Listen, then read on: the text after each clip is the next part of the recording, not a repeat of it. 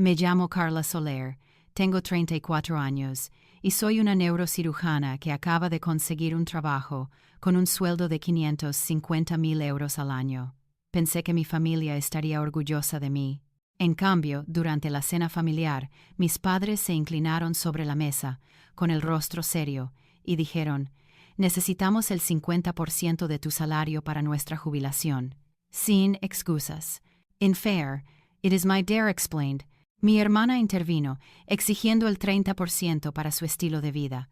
El 80% de mi dinero, ganado con tanto esfuerzo, se esfumó en pocas palabras. Me quedé helada, con el corazón latiéndome con fuerza, dándome cuenta de que lo que debería haber sido una cena cálida se había convertido en un tribunal familiar. Años de sudor, lágrimas, noches sin dormir y salvar vidas se redujeron de repente a nada más que codicia en sus ojos. Esa noche, no discutí, no grité. Hice mis maletas, salí por la puerta y nunca miré hacia atrás. A la mañana siguiente, mi teléfono vibraba sin parar, con llamadas, mensajes y buzones de voz acumulándose. No respondí. En cambio, envié un solo mensaje al chat del grupo familiar. El otro 20% está ocupado. ¿Crees que la historia termina aquí? No. Este fue solo el comienzo del verdadero caos. Antes de empezar, dime en los comentarios desde dónde me estás viendo y qué hora es ahí. Realmente quiero ver lo lejos que puede viajar mi historia. Dejar aquella mesa de cena fue como liberarme de cadenas que había llevado desde la infancia. Al crecer en Valencia, nuestra familia parecía sólida desde fuera. Una casa de clase media, coches decentes, pero por dentro era un caos.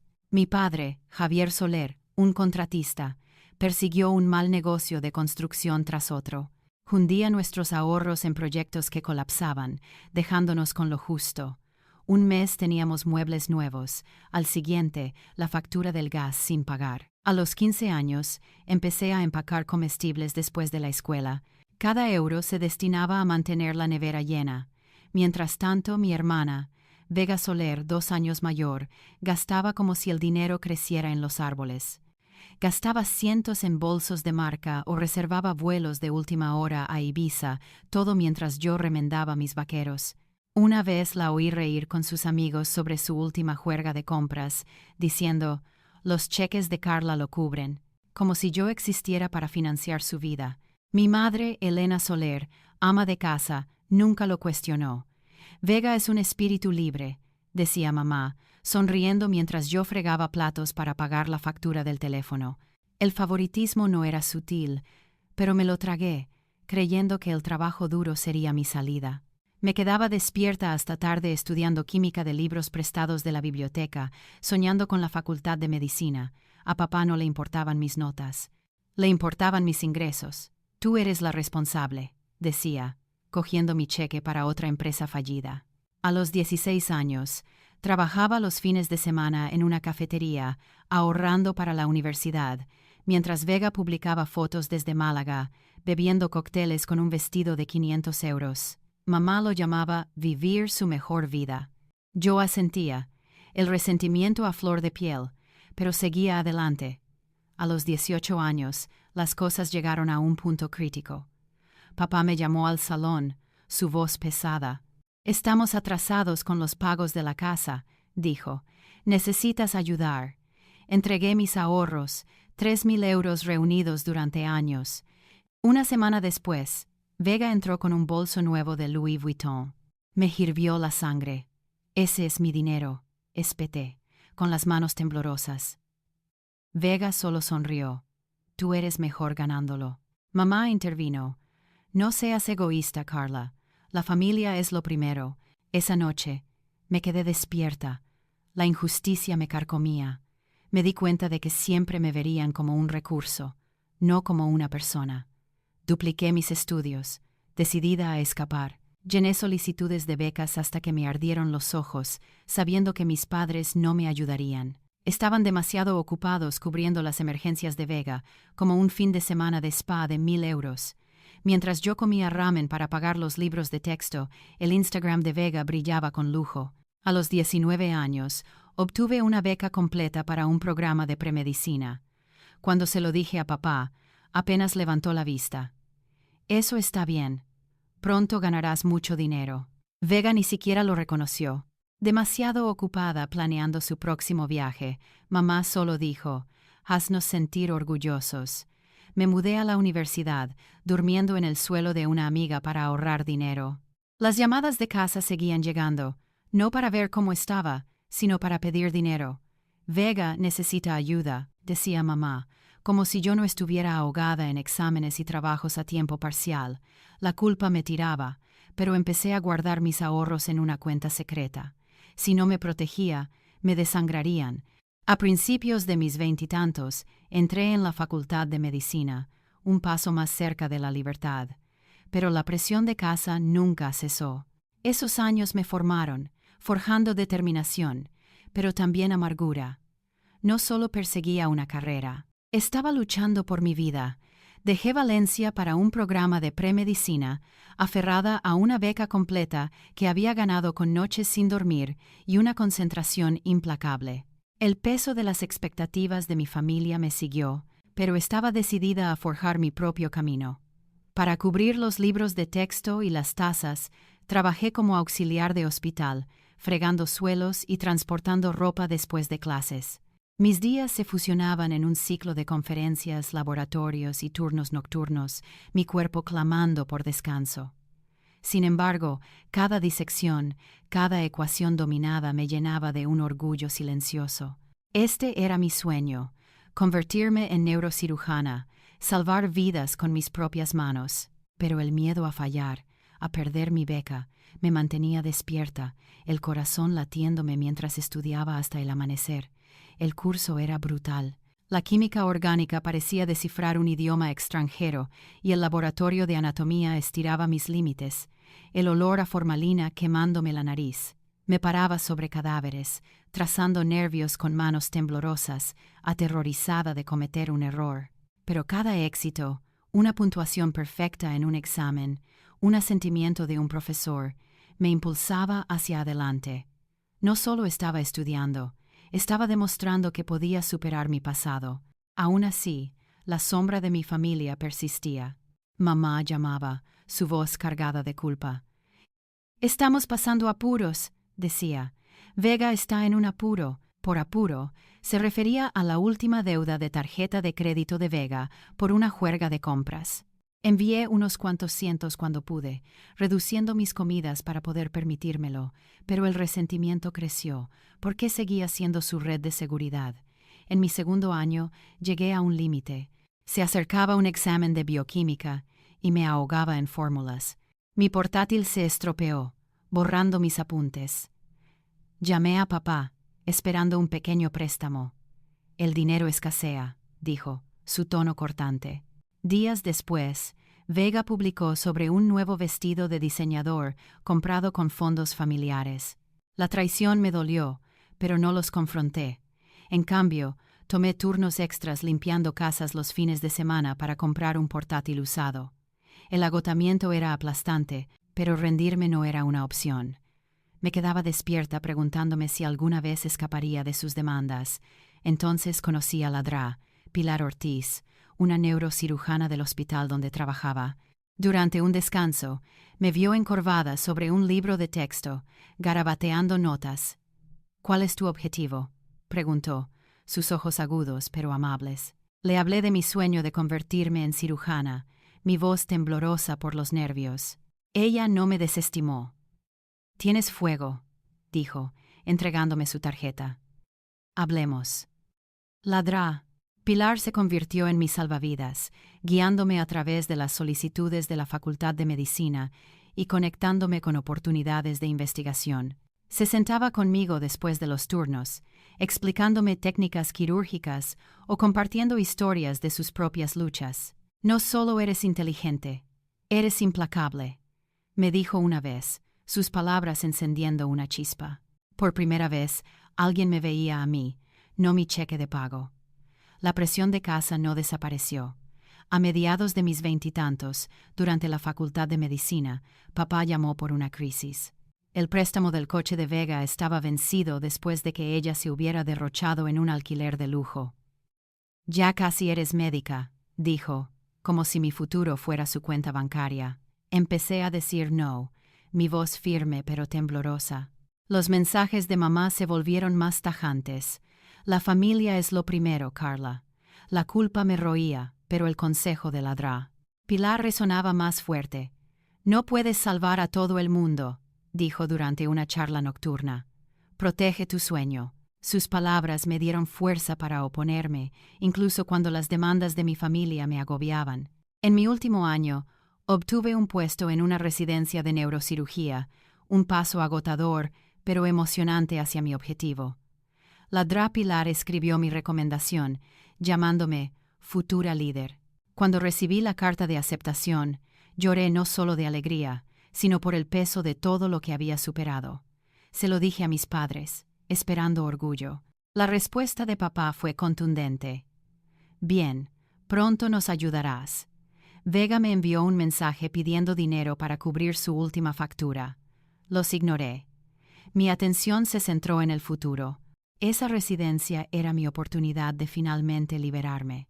Pero mi familia tenía otros planes. Después de años de esfuerzo en la Facultad de Medicina y la residencia, finalmente conseguí el trabajo de mis sueños. A los 34 años, firmé un contrato como neurocirujana en un hospital de prestigio en Valencia, ganando 550.000 euros al año. La tinta apenas se había secado cuando realicé mi primera cirugía importante, un procedimiento de alto riesgo en un paciente con un aneurisma cerebral. El quirófano estaba tenso, los monitores pitaban, mis manos firmes mientras navegaba por tejidos delicados. Después de 8 horas, el paciente se estabilizó y el equipo estalló en un alivio silencioso. «Eres una natural», me susurró mi colega, dándome una palmada en el hombro. Ese momento se sintió como la cima de todo por lo que había luchado. Cada noche, cada sacrificio, estaba orgullosa, lista para compartir la noticia con mi familia, pensando que quizás, solo quizás, lo celebrarían conmigo. Invité a mamá, papá y Vega a cenar a mi apartamento, cocinando una lasaña y pan de ajo para celebrar la ocasión. Estaba nerviosa, pero esperanzada, imaginando sus sonrisas cuando les contara lo del trabajo. Nos sentamos alrededor de la mesa, el ambiente ligero al principio. Respiré hondo y compartí la noticia. Conseguí el trabajo. Neurocirujana, 550.000 euros al año. Por un momento hubo silencio. Luego, papá se inclinó hacia adelante, entrecerrando los ojos. «Eso es increíble, Carla», dijo, su voz demasiado tranquila. «Estamos muy orgullosos, pero tenemos que hablar de nuestro futuro. Tu madre y yo necesitamos el 50% de tu salario para jubilarnos cómodamente. Es justo». Mi tenedor se congeló en el aire. Mi estómago se encogió. Antes de que pudiera responder, Vega intervino, su tono agudo. «Y yo necesito el 30%. Mi estilo de vida no es barato, ¿sabes? El 80% de mis ingresos, exigidos como si fueran suyos». Los miré. La incredulidad se convirtió en ira. «¿Me están pidiendo el 80% de mi salario?», dije, mi voz temblorosa. «Trabajé toda mi vida para esto». La cara de mamá se suavizó, pero sus palabras calaron hondo. «La familia apoya a la familia, Carla. Siempre hemos confiado en ti». Vega resopló, cruzándose de brazos. «Tú eres la que tiene éxito. No seas egoísta». ¿Egoísta? La palabra me golpeó como una bofetada. Había pasado años financiando sus crisis, los derroches de Vega, los fracasos de papá, mientras yo me las arreglaba con nada. Traté de razonar.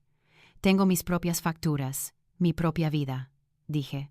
Papá negó con la cabeza, su voz elevándose. «Te criamos». «Nos lo debes», añadió Vega. «Ahora eres médica.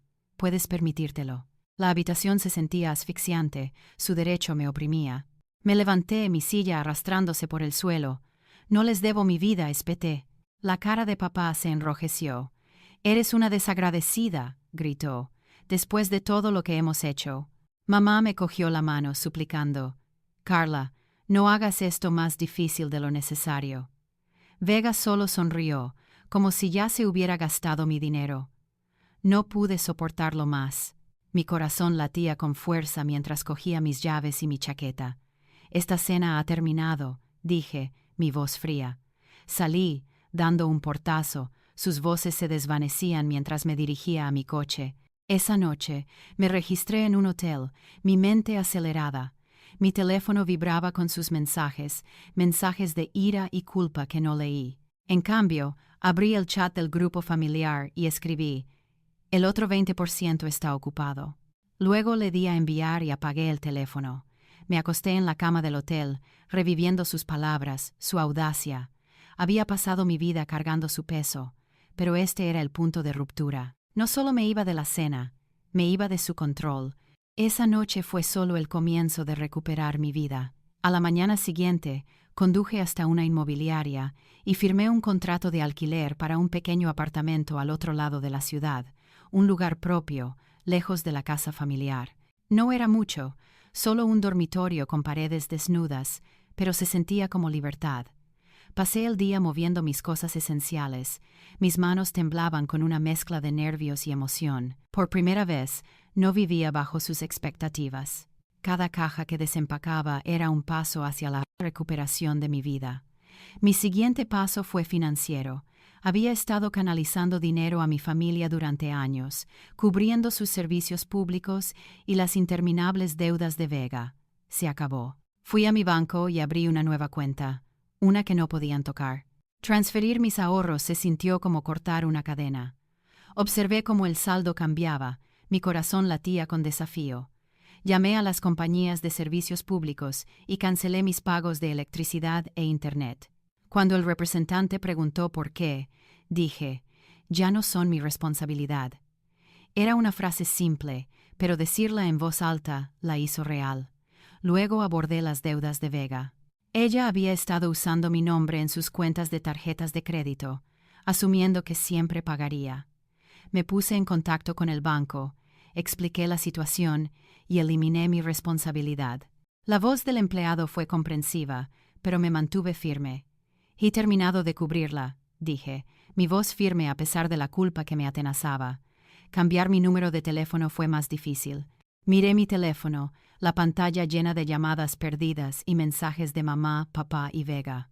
Sus mensajes iban desde suplicantes hasta furiosos, exigiendo que entrara en razón. Guardé mis contactos y luego llamé a mi proveedor para obtener un nuevo número. Cuando el número antiguo se desconectó, se me quitó un peso de encima. No me estaba escondiendo, me estaba protegiendo. El silencio era ensordecedor, pero liberador.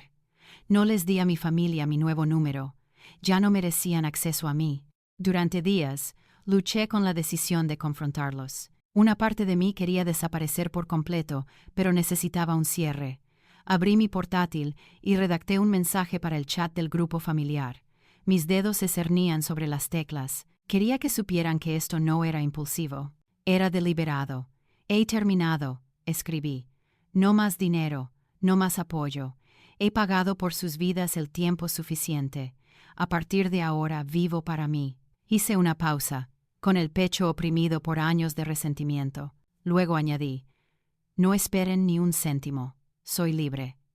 Le di a enviar, mi pulso acelerado. Las palabras se sintieron como una declaración, una línea en la arena. No esperé sus respuestas. Cerré el portátil y apagué las notificaciones, sabiendo que intentarían hacerme sentir culpable. El resultado fue silencioso pero intenso. Me quedé despierta esa noche, dudando de mí misma. ¿Había sido demasiado dura? ¿Estaba abandonando a mi familia?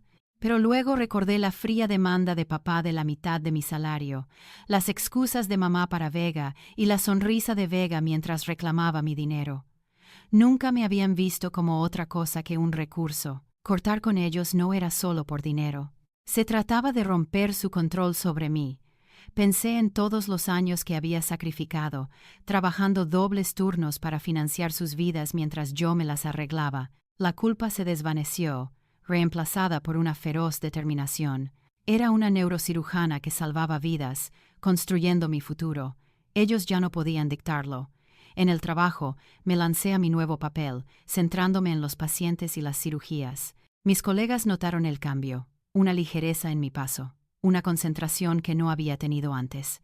Ya no cargaba con el peso de las demandas de mi familia. Revisaba mi nuevo teléfono, esperando sus llamadas, pero permanecía en silencio.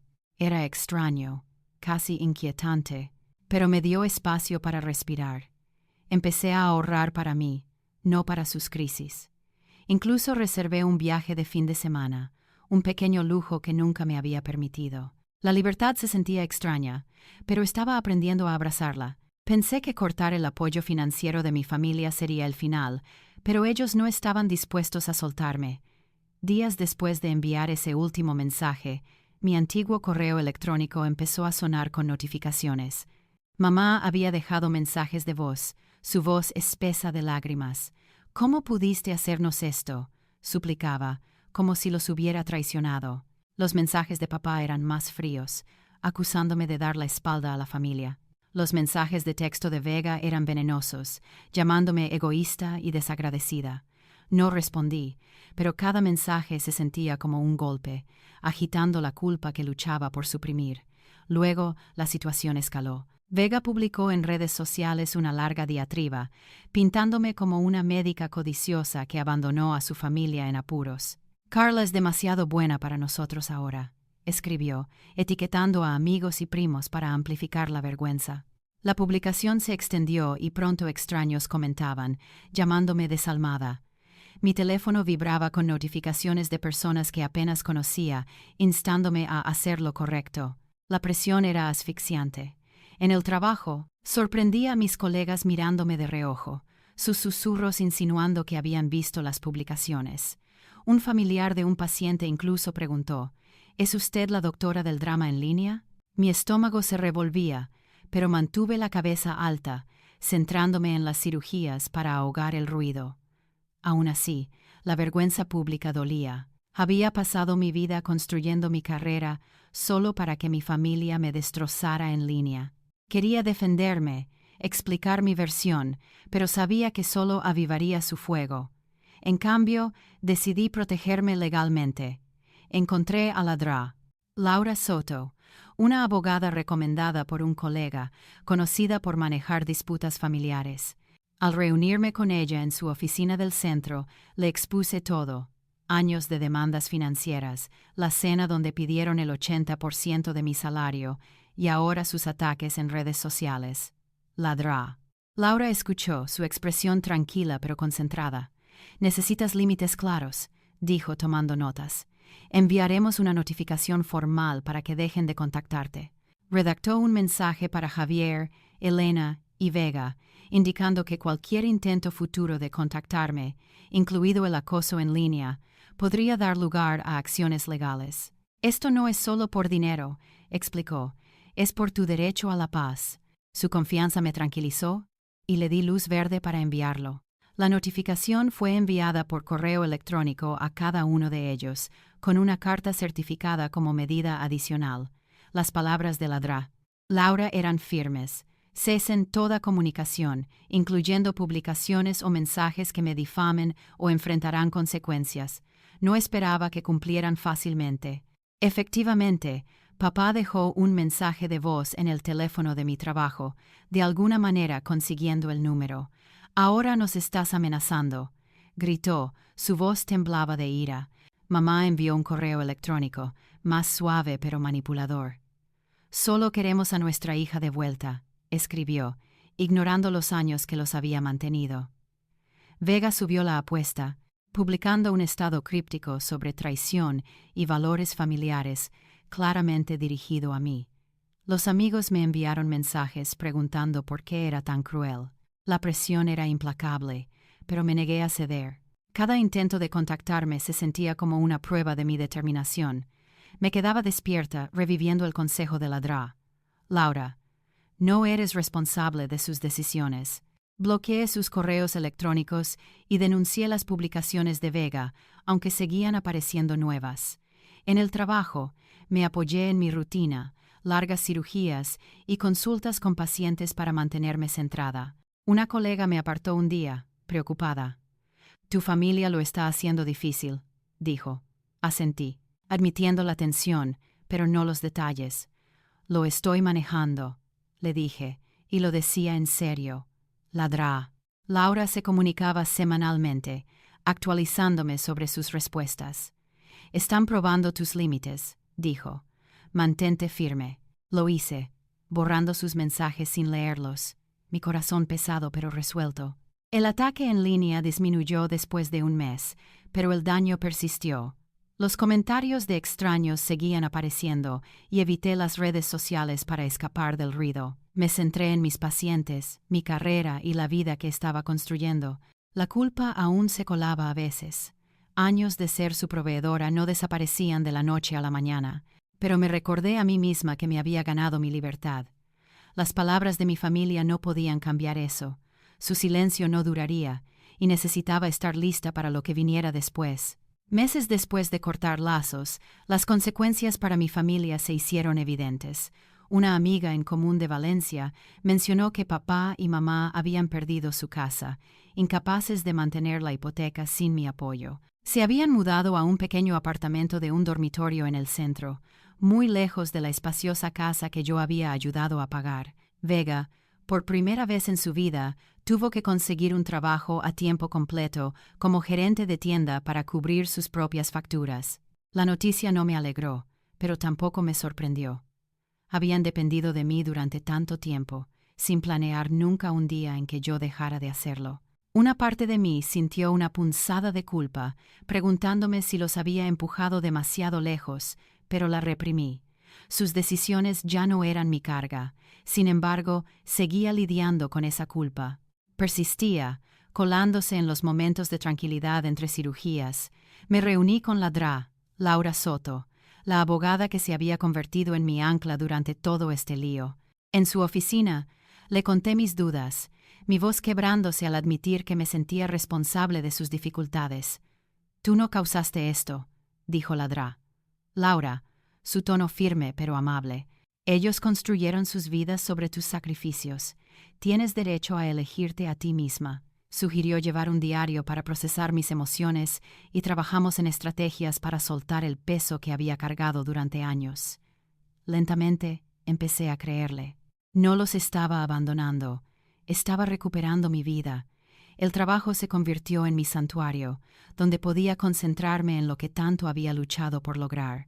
Allí me hice cercana a Marcos Jiménez, un compañero neurocirujano que había sido una presencia constante durante mis cirugías más difíciles.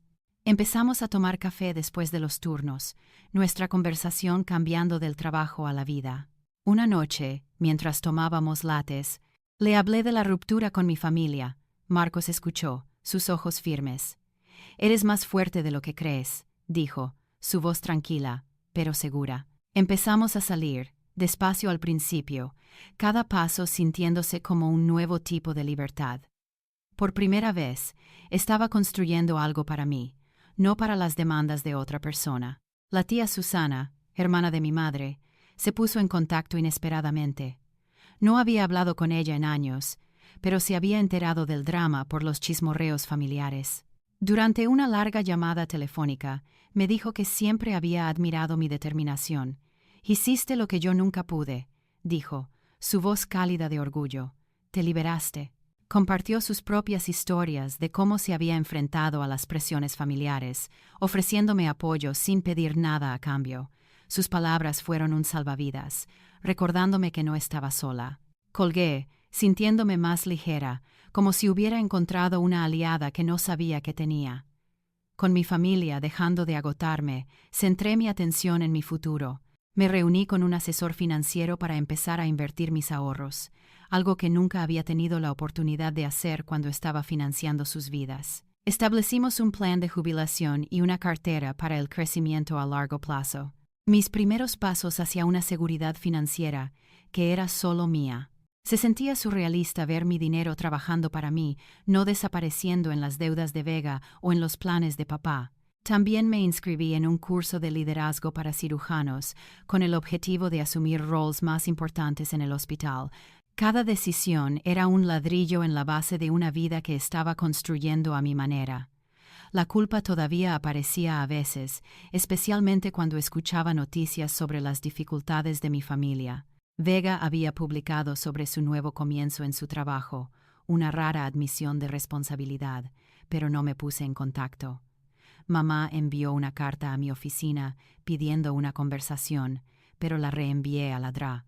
Laura sin responder. No estaba preparada para abrir esa puerta de nuevo. Mi vida seguía adelante. Cirugías con Marcos, llamadas nocturnas con la tía Susana, planes para un futuro que finalmente podía llamar mío. Pero sabía que el pasado aún no había terminado conmigo. El pasado persistía, pero estaba decidida a dejarlo atrás. 2 años después del distanciamiento, estaba de pie en mi nuevo piso en Barcelona, con las llaves en la mano, la escritura a mi nombre. Era un hito que nunca había imaginado cuando estaba financiando las vidas de mi familia. Un hogar que era mío, pagado con mis propios ahorros. El hospital me ascendió a neurocirujana principal, un puesto que conllevaba más horas, pero un propósito más profundo. Ahora era mentora de residentes, guiándolos por el mismo camino agotador que yo había recorrido. Cada cirugía, cada vida salvada, me recordaba por qué había luchado tan duro. Mi carrera no era solo un trabajo, era mi identidad, construida a mi manera. La situación de mi familia, sin embargo, seguía siendo una sombra. Un primo lejano me dijo que seguían en ese pequeño apartamento, sobreviviendo con el trabajo de consultoría a tiempo parcial de papá y el trabajo de Vega en una tienda. Sus dificultades financieras no habían disminuido, y mamá había aceptado trabajos ocasionales para llegar a fin de mes. Habían intentado contactarme a través de cartas y contactos mutuos, ignorando la notificación legal de la DRA. Laura. Una carta de mamá llegó a mi oficina, rogando una reunión para arreglar las cosas. La leí una vez, sus palabras cargadas de chantajes emocionales, y luego la trituré. Se habían negado a respetar mis límites, incluso después de años de oportunidades. Reenvié sus intentos a la DRA. Laura, quien envió una última advertencia, reforzando que cualquier contacto adicional escalaría legalmente. Esa fue la gota que colmó el vaso. Los corté, bloqueando completamente sus números y correos electrónicos para siempre. El silencio fue definitivo y trajo una extraña paz. La culpa que una vez había sentido se había desvanecido, reemplazada por una claridad que no sabía que era posible. Había pasado años creyendo que la familia significaba sacrificio, que el amor significaba dar hasta que no me quedara nada. Pero sus exigencias, el derecho de papá, la manipulación de mamá, la codicia de Vega, me enseñaron lo contrario. Establecer límites no era egoísta, era supervivencia. Aprendí que protegerme no significaba que fuera desalmada, significaba que valoraba mi propio valer. Esa lección se convirtió en mi ancla, guiando cada decisión que tomaba. Mi vida ahora era irreconocible de la que había vivido bajo su peso. Estaba prosperando, no solo sobreviviendo. Marcos y yo estábamos planeando un futuro juntos, nuestra relación una fuente constante de alegría. La tía Susana llamaba regularmente, su apoyo, un recordatorio de que la familia podía significar algo diferente, incondicional, no transaccional. Había ampliado mis inversiones, construyendo un patrimonio que me daba una seguridad que nunca había tenido. En el trabajo, lideré un equipo a través de un procedimiento innovador, obteniendo reconocimiento en una revista médica. Cada paso adelante se sentía como una prueba de que había tomado la decisión correcta. Mirando hacia atrás, vi el costo de mi viaje. No solo el dinero que les había dado, sino los años de duda, las noches en que cuestionaba mi valía. Había sido su proveedora, su chivo expiatorio, su banco. Pero ya no era esa persona. Era Carla Soler, neurocirujana, propietaria de una casa, una mujer que se había elegido a sí misma. Las dificultades de mi familia eran suyas, ahora una consecuencia de sus decisiones, no de las mías. No les deseaba ningún daño, pero ya no cargaba con sus cargas. La lección más importante que aprendí fue simple pero profunda. Los límites no son muros para mantener a los demás fuera, son puertas para dejar entrar las cosas correctas. Me dieron el espacio para construir una vida que amaba, para salvar vidas en el quirófano, para encontrar alegría en momentos que antes había pasado por alto. Había pasado demasiado tiempo creyendo que les debía todo. Ahora sabía que me lo debía a mí misma.